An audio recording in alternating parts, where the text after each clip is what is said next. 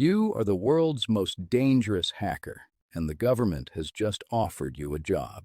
Congratulations, you were not caught. 3 years.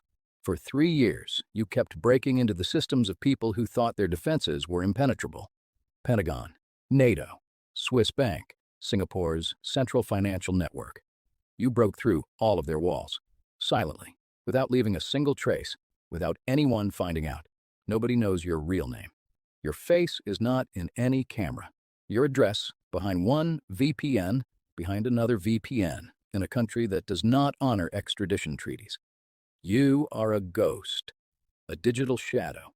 You exist only in code, only in those dark corners where the rest of the world's light never reaches. And then one morning, a message arrives in your encrypted inbox. The subject line is empty. The body has just one line. We know who you are. Let's meet. Your first reaction is panic. You immediately shut your laptop, then open it, then shut it again. You try to trace the message. It bounces from Zurich to Tokyo, Tokyo to Reykjavik, Reykjavik to somewhere else where the signal just ends. Whoever sent this, they are better than you, or at least as good as you. Both possibilities are frightening. You stay locked inside your apartment for the next 48 hours. Your apartment isn't registered under anyone's name anyway.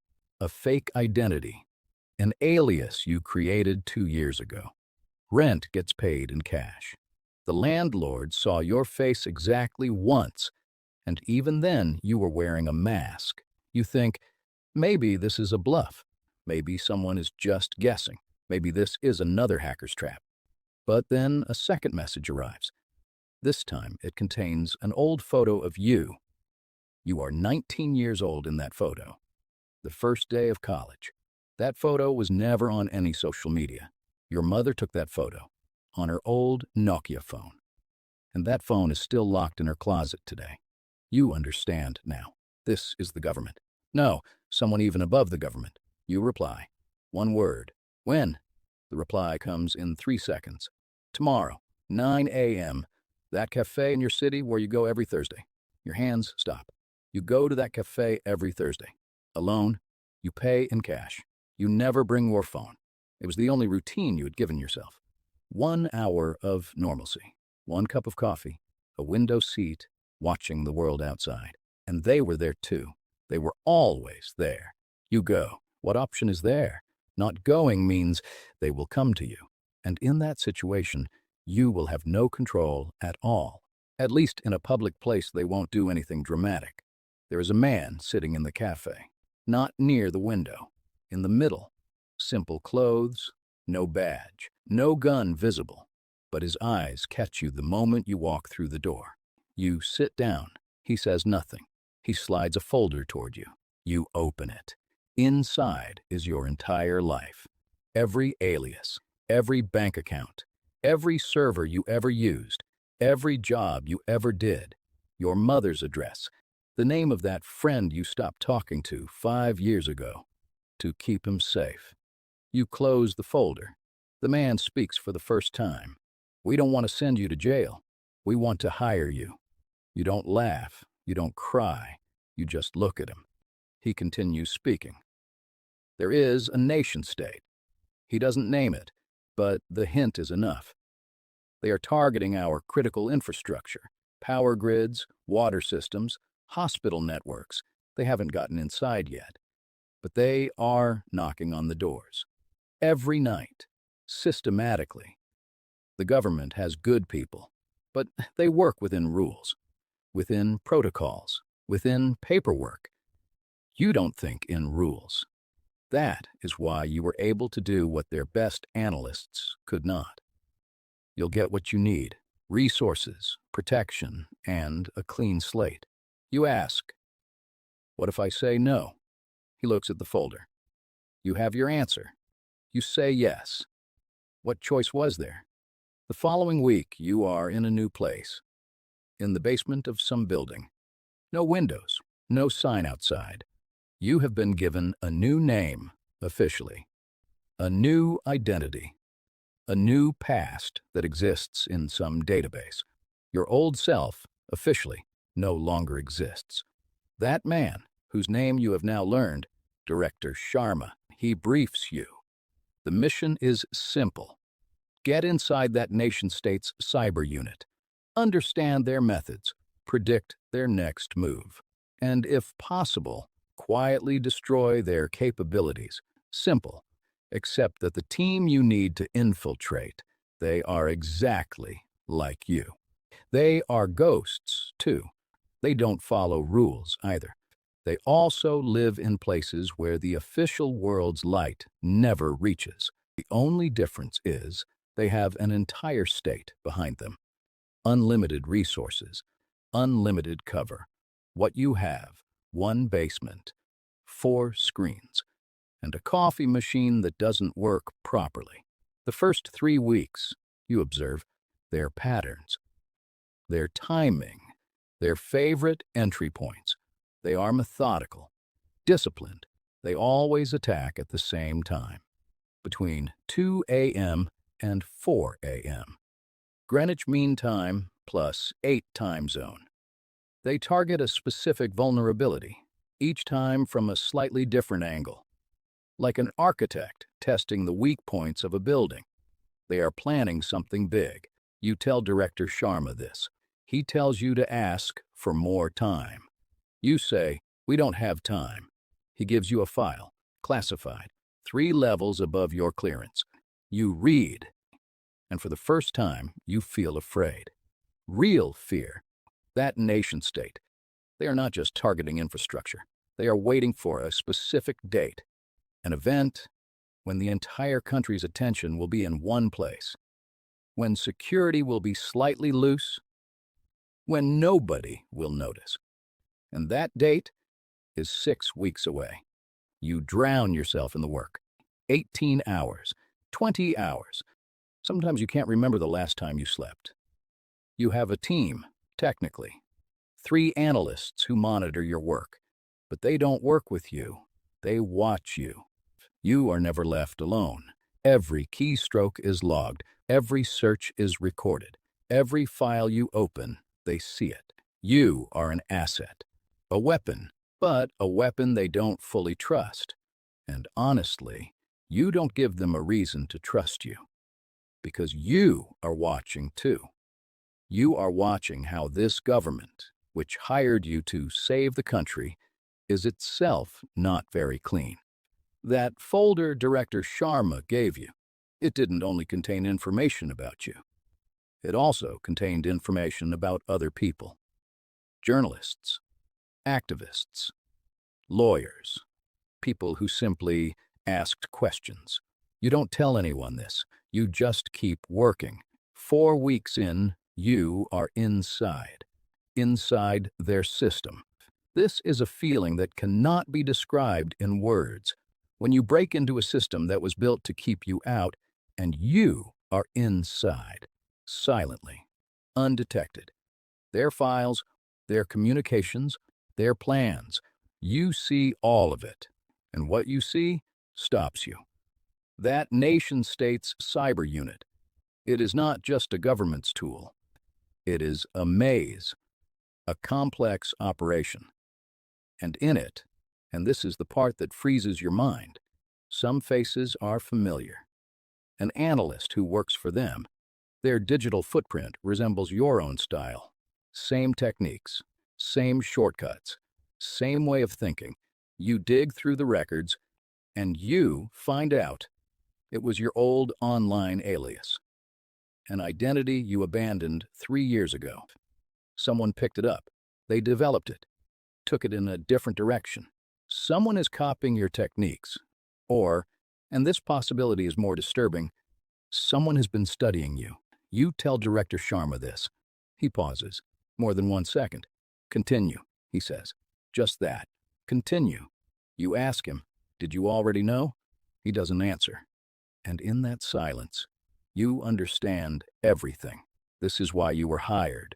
Because the one working against them knows your style, knows your methods, knows your patterns, and you are the only person who can counter him.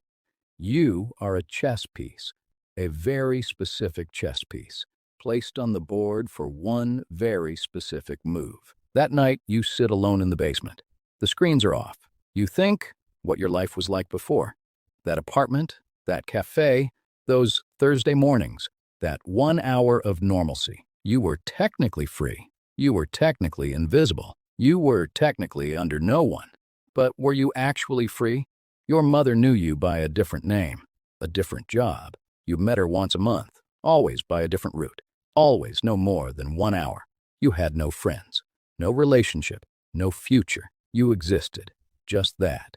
And now, you are inside a system, under surveillance, under control, but at least you are doing something that matters, or does it? In the 5th week, he comes. That analyst, the one who uses your techniques, he contacts you directly on an encrypted channel. I know you are there, he writes.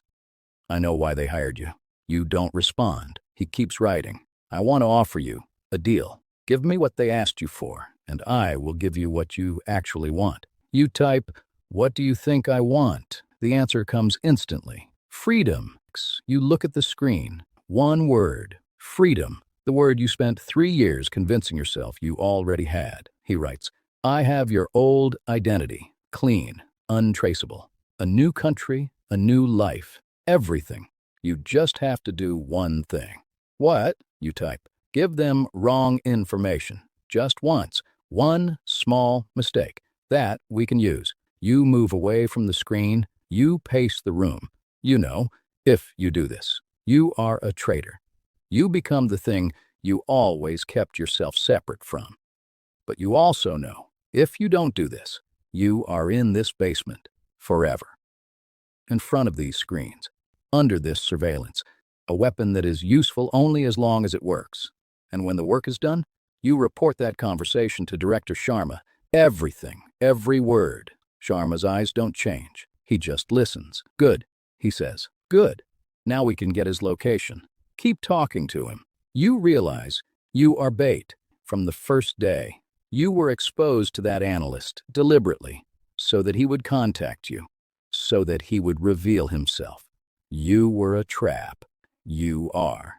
And the worst part, this plan is working. The next 72 hours, you talk to that analyst. Sharma's team is monitoring every conversation. That analyst, whose name you now learn, Arjun, he is smart. He is careful, but he is also desperate. He wants to trust you. That is why he shares more than he should.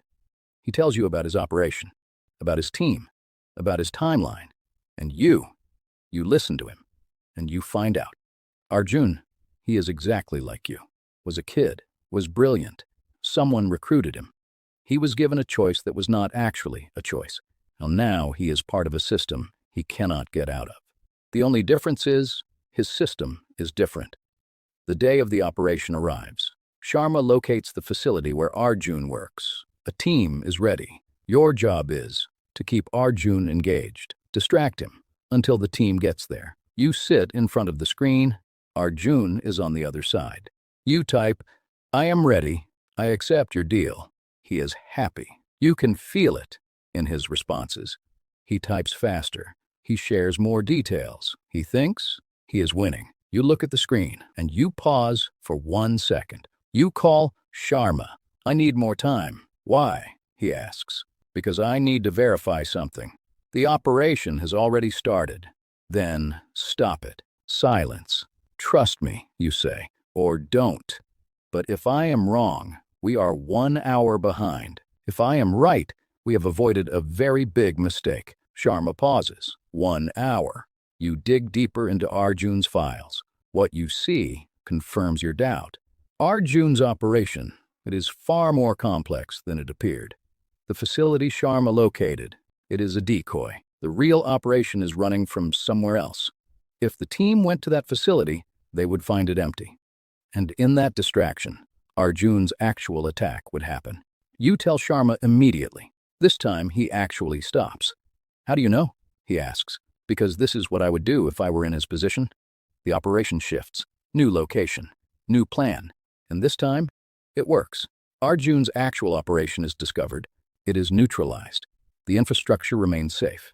On that date, when the attack was supposed to happen, nothing happens. The country never even finds out what was about to happen. You sit in the basement. Sharma comes. He sits across from you. "Well done," he says. You look at him. "What happened to Arjun?" you ask. Sharma doesn't answer. You don't ask again. You already know. That clean slate that was promised, it arrives. New name, new passport, new country. Your old identity is permanently deleted from official records. You are technically a new person. But before you leave, Sharma has one last conversation. "We may need you again." You smile. "I knew. Do you have a problem with that?" You think. About that cafe, about that window seat, about those Thursday mornings, about that apartment that was technically yours but was actually just a hiding spot, about that life that was technically freedom but was actually a prison. "No," you say. "No problem." You arrive at the new place, a city you have never been to before, an apartment that is in your name, your real name, your new name. You sit by the window. Outside, there are people, normal people, living normal lives. Coffee shops, schools, offices. You watch them. And for the first time, after a very long time, you feel that maybe this, all of this, was worth it. Maybe not. 3 weeks later, your encrypted phone buzzes. A message, not from Sharma, unknown number. The subject line is empty. The body has just one line. "We know where you are. Let's meet." You put the phone down. You look out the window, and on your lips, a very small smile appears, because you knew this never ends. It never does.